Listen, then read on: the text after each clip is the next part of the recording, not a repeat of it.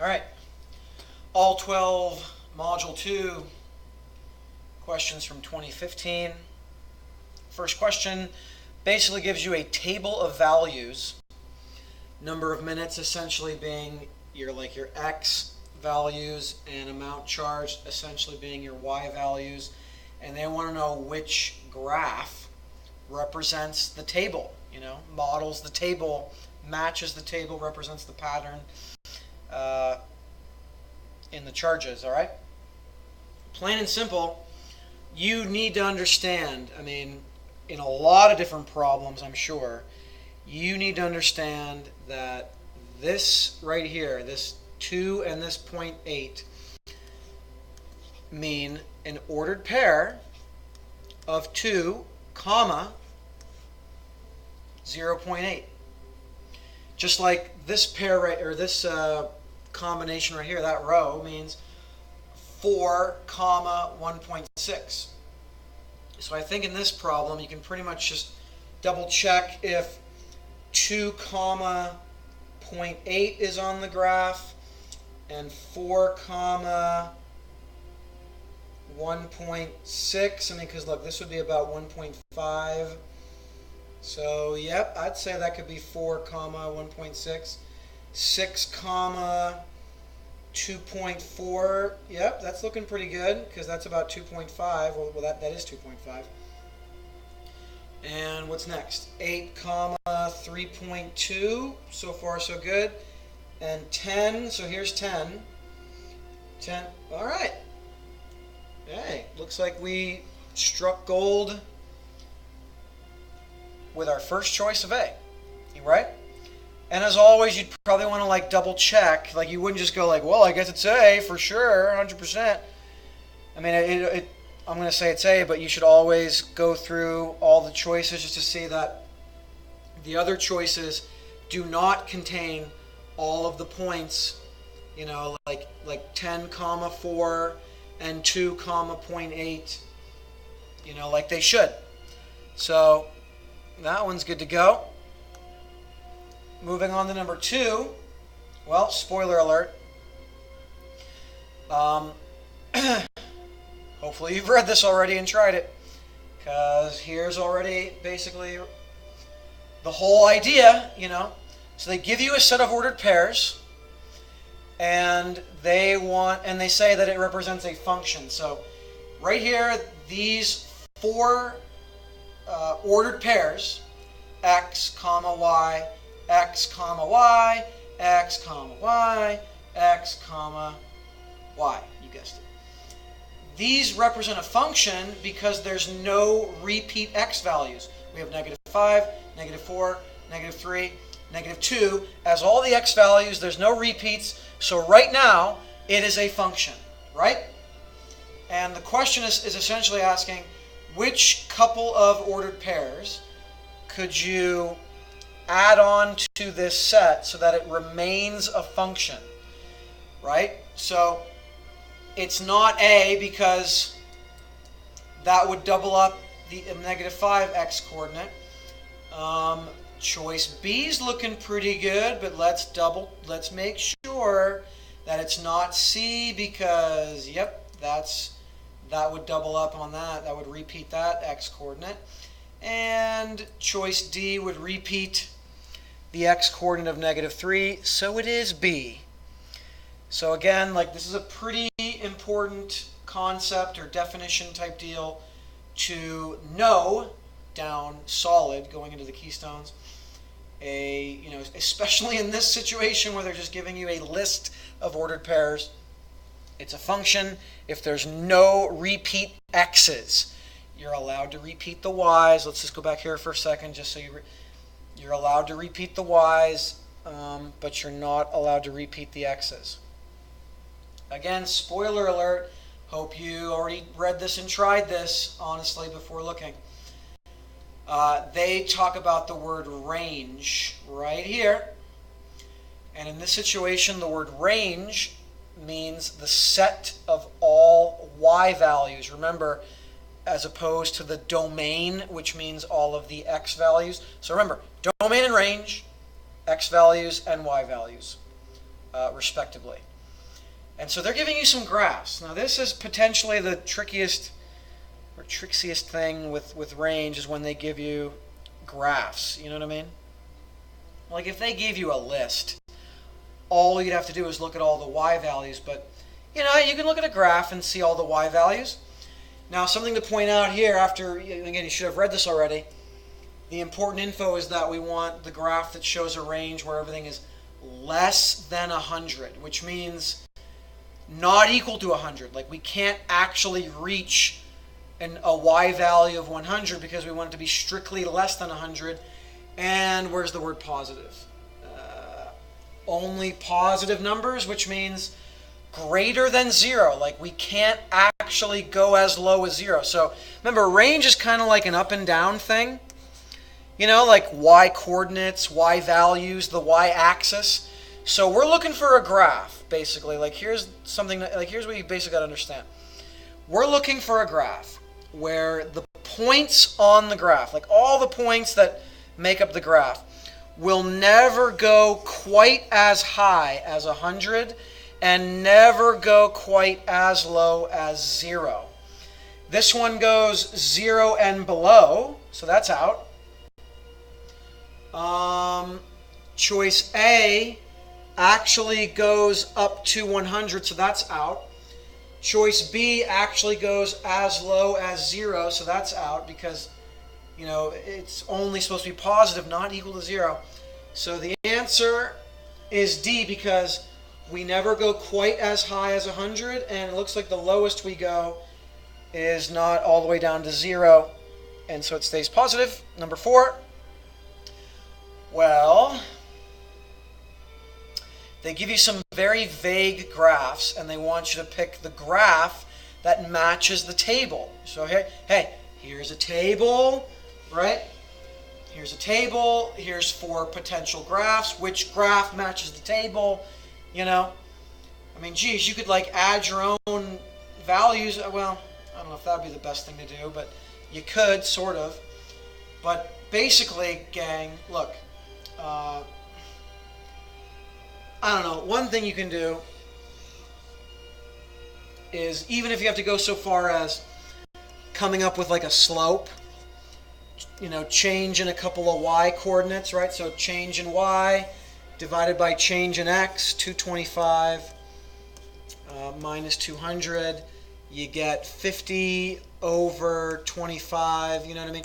So look, I know it's like the exact value for a slope of 2 doesn't really mean that much, but you know what does mean a whole lot here? The fact that it's a positive 2 for your slope. Now remember, a positive slope essentially just means that as the number of tickets that are sold increase, so does the net profit. You know what I mean? Which creates an uphill line.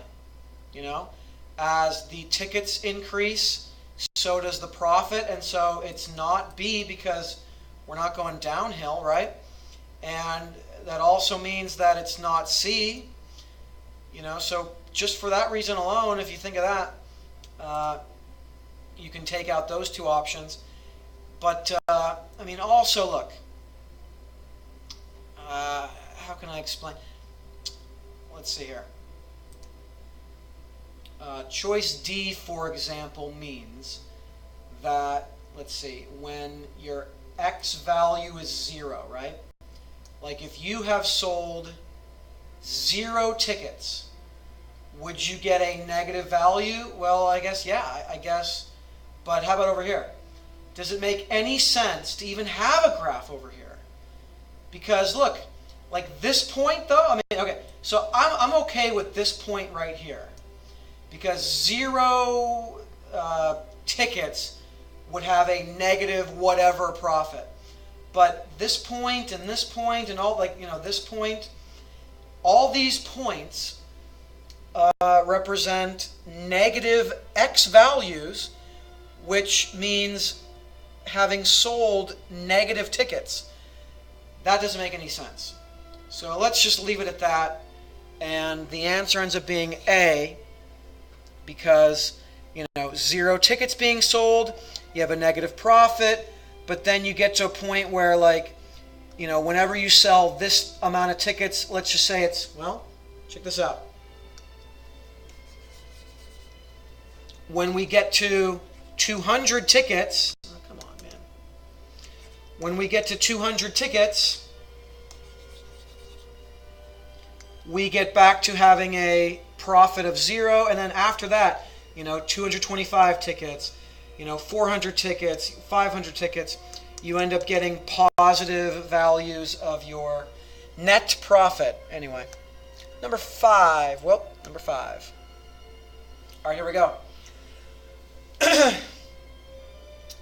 This one is probably under the category of rate, which means it's also under the category of slope. And so essentially, people, where's my calculator?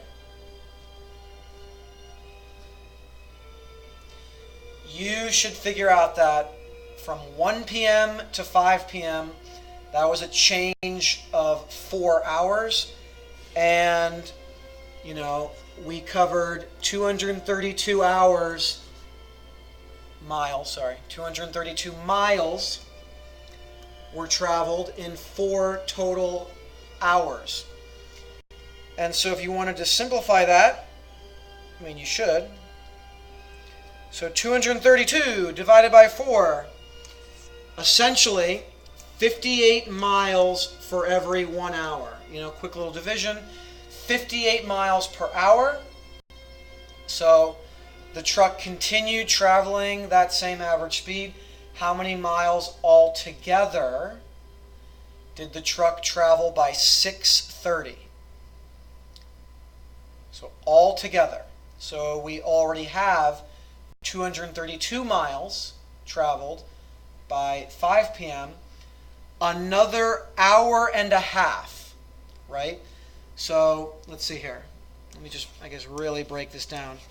We have 232 miles that were already traveled. Another hour would be like another 58 miles. Another half hour would be another half of that. What's 58 divided by 2? So another 29 miles in that final 30 minutes to get all the way to 6:30. And so 232 plus 58 plus 29, 319 miles total. Okay? Just by figuring out that the overall slope or the overall rate is 58 miles per hour. Okay? Or, you know what? Just to really quick before we move on to number 6, let me think. I hope I'm giving a really good, solid method here. You could make a proportion because, you know, slopes are fractions, and you could set a couple fractions equal to each other and say, well, going 232 miles in 4 hours would be the same as going how many miles in what? 5.5 hours, right? So this many miles in this many hours would be equivalent to going how many miles in a total of 5.5 hours, right? And you could cross multiply, solve for x, and you should get 319. Number 6. They're saying that we have a slope of 35 over 2, and they're specifically saying that x represents the time in hours and y represents the distance in miles. And so look, that means we're going 35, let's see, so 35 is the y. Remember, people, slope is a change in y over a change in x. So 35 would be a number of miles. And 2, which is x, is a number of hours. So the slope means, or the rate, means we're going 35 miles every 2 hours. So number of miles from home. We're 35 more miles from home every 2 hours. That's our speed. Now look, you could pretty much find a unit rate, like kind of, or you can think of it as 17.5 miles per hour. That's another way to put it, okay? So the bicyclist began his ride at home and rides by the constant rate. How long will it take until the bicyclist is 140 miles from home? Well, again, there's a number of ways to do this. You could even set up an equation, right? But I think we just do 140 miles divided by 17.5 miles per hour. That should do the trick, shouldn't it? And that should get us that it would take you 8 hours. So let's double check this. All right? So 8 hours at 17 miles per hour, you would do 8 times 17.5. And yeah, you'd be 140 miles from home. Let me just double check. We're starting from home, right? And yeah. And another way you can think of it as, well, I mean, let's see, we're going 35 miles every 2 hours.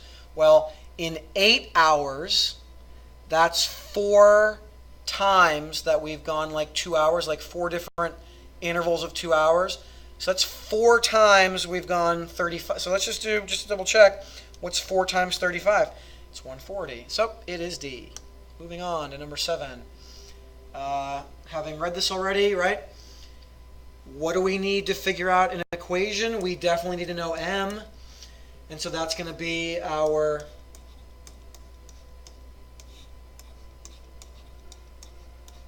right? Whenever they give you 2 sets of ordered pairs, you can find the slope with this formula. Know that. And so when we plug things in, I'm going to call this y2. I'm going to call that my y1, because those are the y coordinates.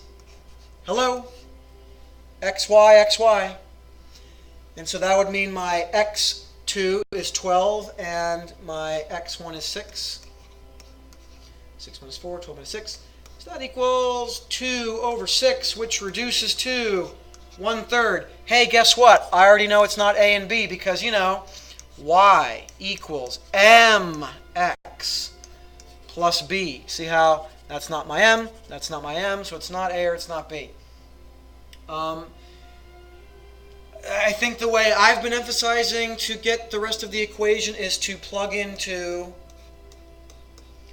point slope form, right? And we're going to plug in for m, and we're going to plug a point, one of the points, doesn't matter which one, but we're going to plug one of the points in for x1 and y1. Let's do this. So we're going to plug in the y coordinate of 4 into y1. We know our m is 1/3, and we're going to plug in 6 in for x1. And now look, I mean, just based on how these answers look, we're going to have to clear the bubble and eventually solve for y so that's in, you know, that form. So 1/3 times x is 1/3 x. 1/3 times -6. If you got to use your calculator to do this, then go ahead, I guess. But 1/3 times -6 is -2. And then, of course, we just have to undo this -4 to get y all by itself. -2 plus 4 is +2. And so the answer is D. Number 8. Well, once again, they give you a scatter plot. And they're referring to what the line of best, like if we were to draw the line of best fit, what equation would best describe that? Well, I mean, I don't know. I find myself just looking at the choices and going, well, here's the only choices for our slope. 11 over 50, or 50 over 11. So I think this blue line represents going like up 50. Remember, rise over run, people. So having a rise of 50, so going up 50 and then over 11, I mean, there's no way. There's just no way. So it's not the blue one, right? It's going to be the one that represents going up 11 over 50, right? So it is, let's see here. So it's not B, it's not D, because the slope that obviously matches what the line of best fit would be, up 11 over 50, right? Right. Okay. So now the only choice is our y-intercept, our b value, right? mx plus b. Anyway, our b value is right here. Our y-intercept. Is our y-intercept supposed to be 50? Look. Oh my God. No. No. So it's going to be whatever the heck 13 over 20 is, which is less than 1. It's essentially 0. Yeah, it's like a cent. So anyway, it's A. Number 9. So a data set shows the number of minutes each. Wait, no, it's the number of minutes each. Oh, so there's 153,477 students completes a reading test. The median completion time is 110 minutes. So the median is 110. The interquartile range is 34. Which statement about the completion times is most likely true? So again, we're going to have to go through every choice and decide. We're going to go through all of them and decide which one the best one is. Now remember, the interquartile range, people, would be the upper median minus the lower median. Quick review, all right? Bear with me. The upper median is also called the upper quartile, and it's also called the third quartile. The lower median, which is the median of just the lower half, that's also called the lower quartile, and it's also called the first quartile. Anyway, to be honest, I'm going to tell you right now, like knowing what the interquartile range is doesn't really tell us that much.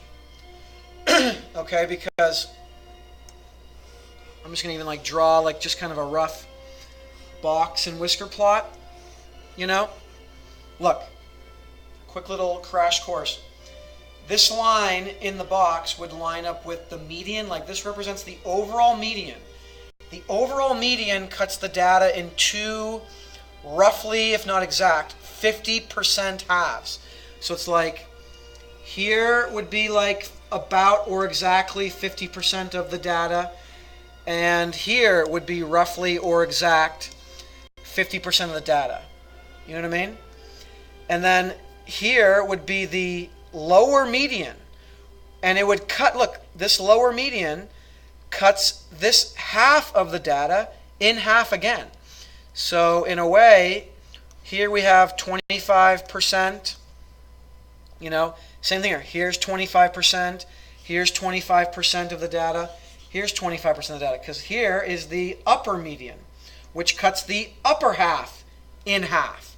So we have like these 25% chunks, which they might not look like they're all the same 25%, but they are. So here we go. Of these students, 25% complete the test in 110 minutes or less. Remember, people, 110 is the overall median. So if that would have said 50%, I would have liked it. Hey, look at B. Of these students, 50% complete the test in 110 minutes or less. I'm liking B a lot, but let's check out C and D. Of these students, 75% 95% complete the test in 127? Look, I don't know. I'm not even gonna think that much about where they're coming up with 127. But are they? No. I don't think you just can't. You can't assume. You can't assume that anything else. You can't assume that 127 is anything important or worth noteworthy. So, I mean, if 127 happened to be the upper median, then I would like C a lot, right? But there's no way you can just assume, for whatever reason, that 127 is the upper median. And so it's not C. You just can't assume that. Same thing with 144. No. So I'm definitely going to go with B and move on to number 10. Okay. Another scatter plot where they want us to predict. Wait, do they? What are they asking here? Looks like it. So, based on the trend of these points, which will most likely be the number of visitors at the 12th month. Okay, good. The 12th month is right there. That is good. So let me get a little straight line tool here. And just kind of roughly, I don't know. Whatever. Is that okay? I mean, maybe we go a little more like that. I don't know. Whatever. I mean, I hope the choices are not so different from each other. I guess we'll see in a second. So check this out.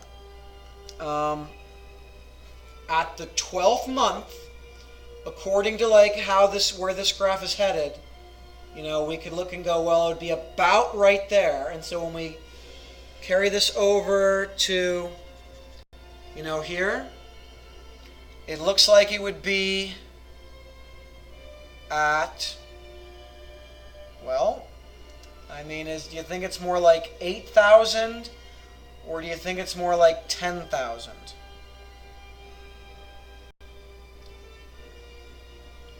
I'm going to go with 8, but let me see. What do you think? Does that look because that would be for 10. You know what I mean? The line would be more like that, I would say, if the answer was supposed to end up being 10,000. Okay, see? Because here's 10,000 right here. So, I mean, that's 8,000.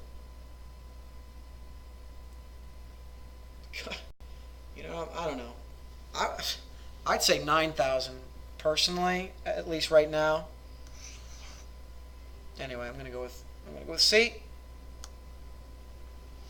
But just as the best answer. Number 11. 2 more to go. Okay. What we have here, people, is a stem and leaf plot, which means that these numbers, and especially going with the key, these two numbers would be an 84 and an 86. So this stem works for both of these leaves, so 84, 86. This would be 93, 98, okay? And remember, the median is the middle number as a shorthand definition, okay? So here we go. To me, this is how I would do it. I would go, well, here we go. 1, 2, 3, 4, 5, 6, 7, 8, 9, 10, 11, 12, 13, 14. 14 total numbers. So that means that the middle number, it means there should be 1, 2, 3, 4, 5, 6, 7. There should be 7 numbers with the median and then followed by another 1, 2, 3, 4, 5, 6, 7 numbers. Right? because there's 14, so it'd be like 7 and 7, with the median pretty much falling in between the 7th number and the 8th number. So let me just kind of clear that out of there really quick. So here we go. First number, second number, third number, fourth number, fifth number, sixth number, seventh number, eighth number. So we're talking 115, 119, with the median coming in the middle of those. 1, 2, 3, 4, 5, 6, 7. 1, 2, 3, 4, 5, 6, 7. Yep. So the median is going to fall between 115 and 119. If you literally wanted to find that number that's in between, you could add them together and divide by 2, which would essentially be like an average or a mean of 115 and 119. But I'm sure a lot of us can just go, obviously, the number in the middle of those two numbers is 117. Last one. Oh, here we go. This is, once again, they want you to predict based on the trend line for 30 years old. And you know what? Hey, 30 is right there. So it's not like they're asking for 50 years old, where you might have to kind of come up with like an equation of this line and plug in 50 for the equation. I can see 30 right there. So let's do this little, what if I kept this line going, and now my best approximation for, at 30 years, go up to here, to there, take it over to figure out what number of scratches would make the most sense. And 30 scratches, no, 74, 87, that looks pretty good, 100, definitely, see, I like this one a lot better than the other stupid one. 87.